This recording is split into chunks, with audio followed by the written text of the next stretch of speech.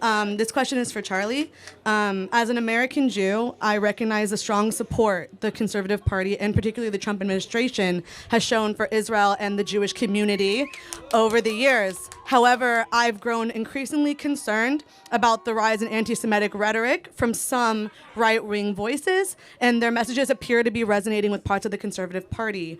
Do you think people like Candace Owens, Tucker Carlson, Andrew Tate are using rhetoric that is anti-Semitic? And is the Trump administration doing enough to distance itself from this kind of rhetoric? Or are these figures being labeled as anti-Semitic by their peers? Yeah, those are all friends of mine. Actually, I've never met Andrew Tate, but I've never met Andrew Tate. No, but Tucker and Candace are friends of mine, so I would not use those words against them. We have Candace and I have big disagreements on Israel for sure. Yeah. I'm very careful to use the anti-Semitic term unless it's very warranted. I think we should not throw it around too loosely. It's very similar to racism, right? Where it dilutes the meaning of it. Of course, there's real anti-Semitism out there. We know it when we see it, and it's gross and it's awful.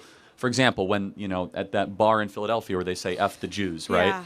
Yeah. That is obviously anti-Semitism. Here's what I think is the problem.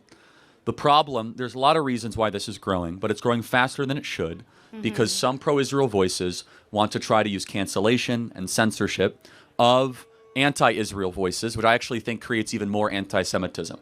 There's people here today that don't like Israel. You're welcome up to the mic. We'll talk about it. I'm not going to try to take your free speech rights away.